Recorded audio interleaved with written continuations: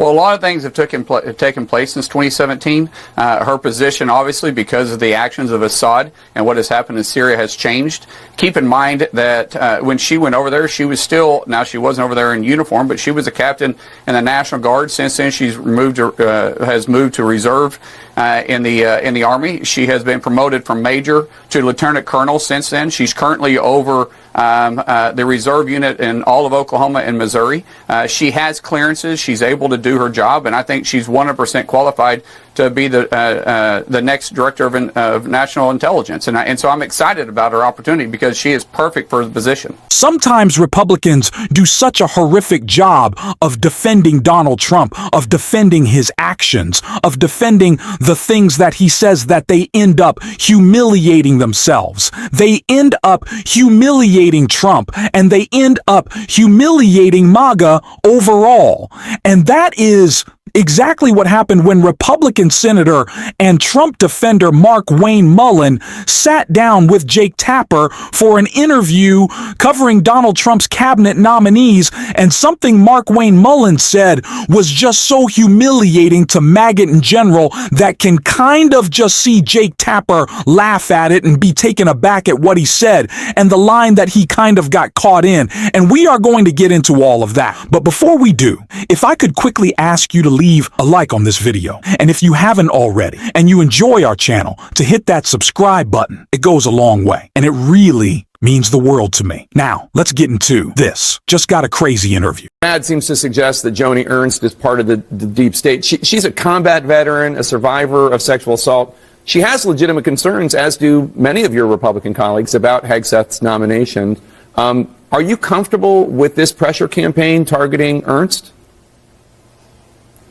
Well, that didn't come from the Trump team themselves. You know, people have their own ideas, their own directions. I think Joni has the right to be able to question this, and I think Pete's doing exactly what he needs to do. He's on Capitol Hill. He's speaking with senators. There's been absolutely no no's from Republican senators at this point. He continues to make his case, and his case is something that when he sits down with you, he's able to articulate very well. I think Pete will make an outstanding Secretary of Defense, and I believe that he's going through the process. Now, he has an uphill battle, but he's taken the fight straight to Capitol Hill like he should. He's going to have a hearing in Senate Armed Services. He'll have to answer 12 tough questions, and I believe he'll be able to answer every one of them. At the end of the day, I believe Pete will be our next Secretary of Defense, and he'll be perfect for the role. I mean, right now we've had Secretary Austin. Secretary Austin is a general in the Army. He has been a disaster. We have low morale. The only reason why we are even kind of close to having some type of recruiting numbers is because he's lowered the threshold, but we're nowhere near where we should be, or where the previous threshold for recruitment should be, because people aren't wanting to fight for Secretary Austin.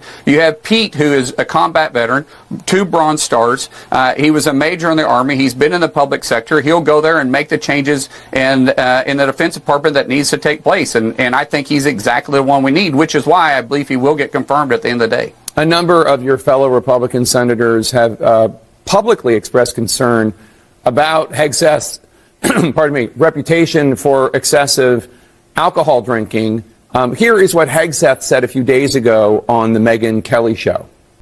First of all, I've never had a drinking problem. No one's ever approached me and said, "Oh, you should really look at getting help for a drink." Never. I've never sought counseling, never sought help. I respect and appreciate people who do. Just a few years ago, however, on the Will Cain show, this is how Hegseth described his experience with alcohol after returning from Iraq.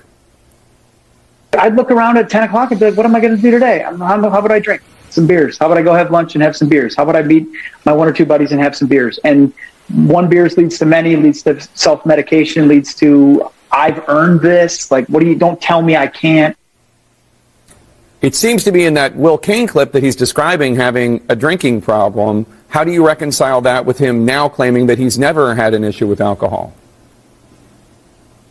Jake, that wasn't him saying he had an alcohol problem. That was him being honest. Unfortunately, a lot of our combat vets have come back and faced the same thing. They're sitting there and they had their identity in the service. They had a job to do. They were responsible for certain things, and they get out of the service and they're back and they're sitting there twiddling their thumbs. They've had a lot of experiences that the regular population doesn't. They have these memories, these thoughts, these sounds, the smells that are still coming back to them, and they turn to drinking with their buddies. That doesn't mean that they had a drinking problem. That means that every combat veteran has had the same issues. That's why they have VFW set up. That's why they have American Legion set up. What he was describing is what most combat veterans have faced.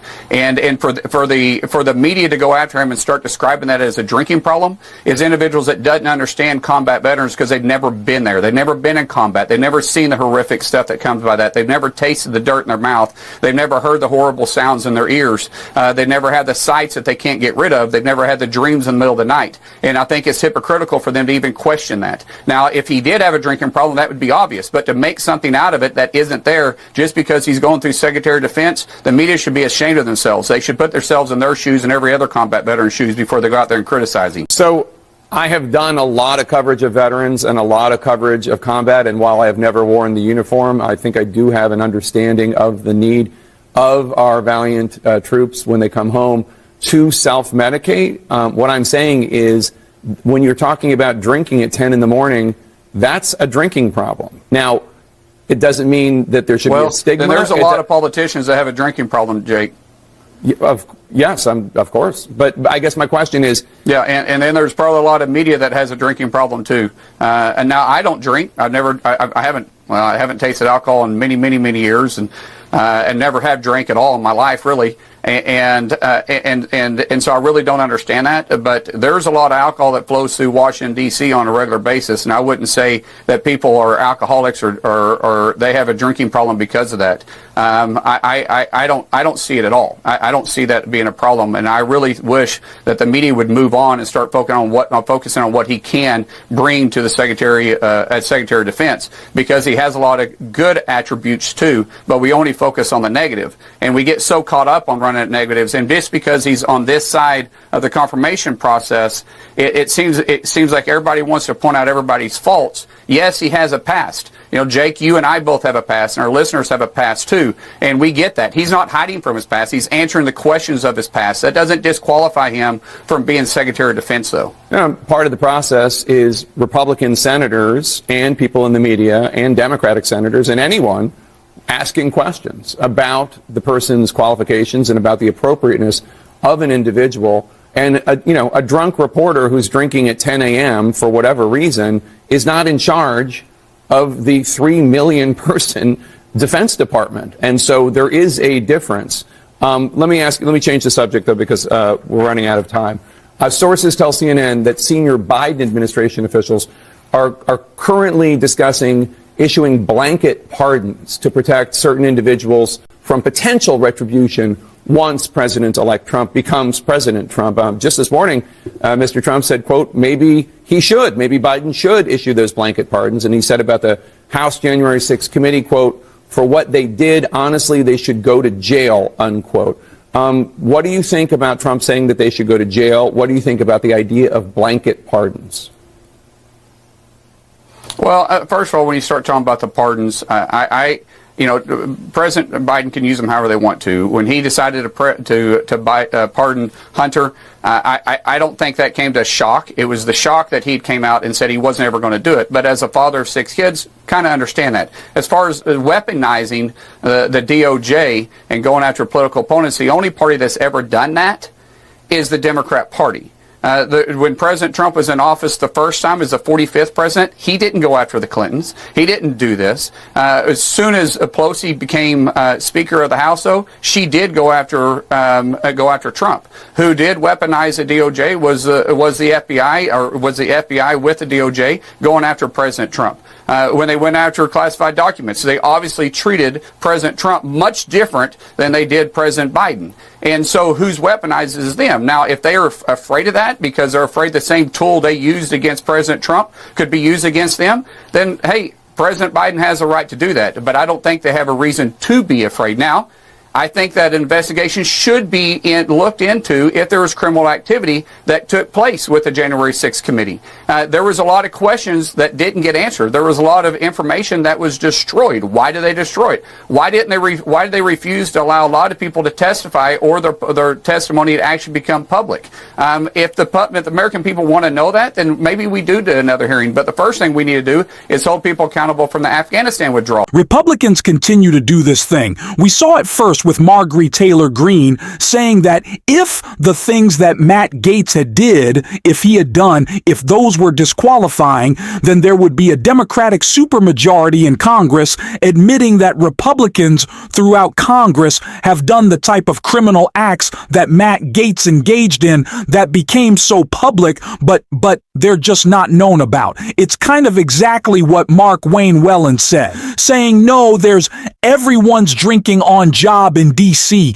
Tons of my Republican colleagues tossing them back, having a couple of martinis at lunch, maybe breakfast too. What are you doing? Why are you throwing your own colleagues under the bus? It's humiliating. This is the Republican Party's attempt to defend these nominees from Donald Trump because they're so bad. They're just really trying to lean into the flood the zone. They'll just say anything at this point.